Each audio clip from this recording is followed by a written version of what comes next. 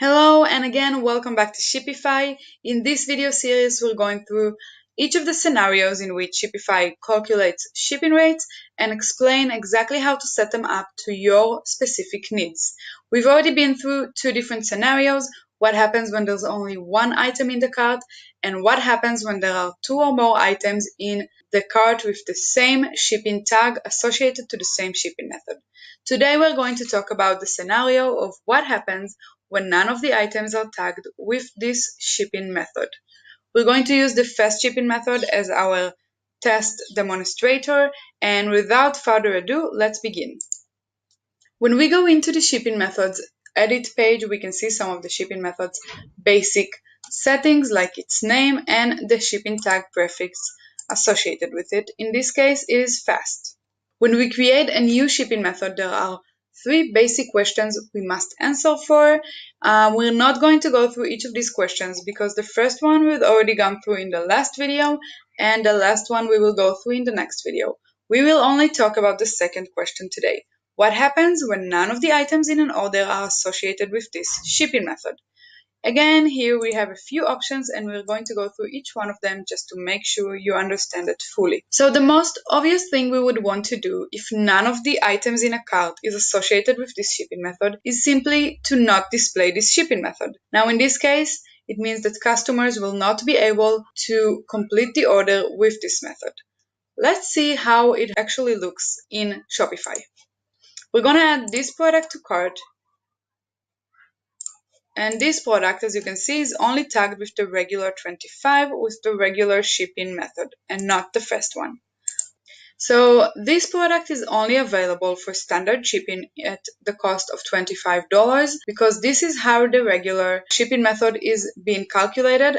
We cannot see here the fast shipping method because this product is not tagged with it. But what happens if we do want to enable this shipping method, even if none of the products in the cart is associated with it? We have a few options. The first option would be first item for X and the rest for Y. What does that mean? We set a shipping rate for one item in the cart, and then we set an additional shipping rate to each other item in the cart. So in this case, let's say that the first item in the cart would be $20 and the rest would be $5. Let's see exactly what happens in this case. We're going to be adding a few products to the cart, none of them associated with the fast shipping method. Let's even add two of these and see what our shipping rate would be. So you can see that we have two shipping methods available here. Again, let's ignore the standard shipping since this is not what we're testing right now.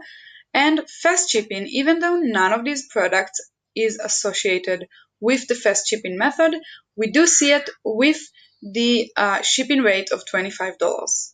Now, why $25? We've said that the first item in the cart is $10 for shipping. So let's say one of these is the first item in the cart.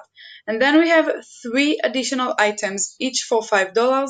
So we're adding another $15 to the shipping rate, a total of $25. I'll remind you, if you don't remember from the last video, two of the same product is considered as two products. We are counting each instance of a product in the cart.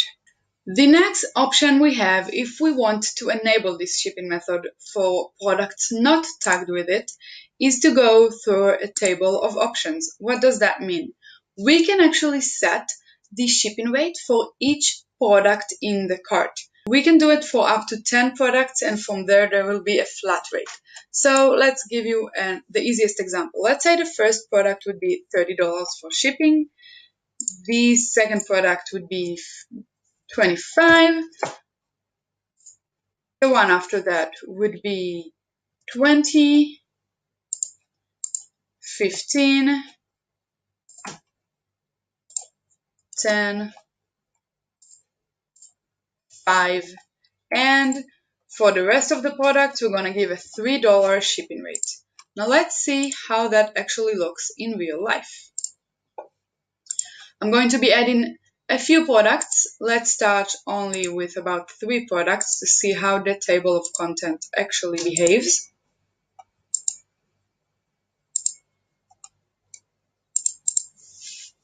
So the shipping rate for fast shipping is $75. Why is it 75? We have 3 items in cart. Let's see exactly how we define the table of content.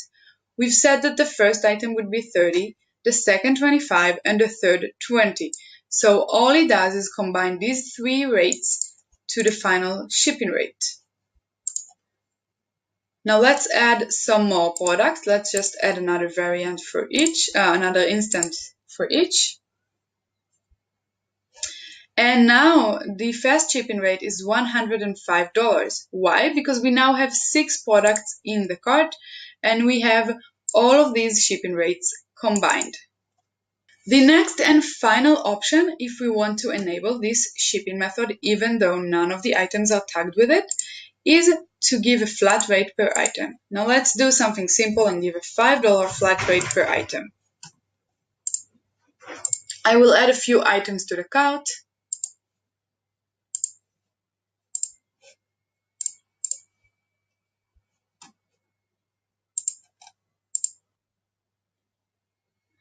And as you can see, the shipping rate is $15 because we have 3 items, 3 times 5, 15. If we add, let's say, another 2 items, the shipping rate would be 25. So this is it for what happens when none of the items in a cart are tagged for a specific shipping method. You can of course define what each shipping method does in this scenario so that it works seamlessly, so that the customer never gets to checkout without having any available shipping method. I will see you in the next and last video in this series, and until then, have a great day and good luck with your shipping.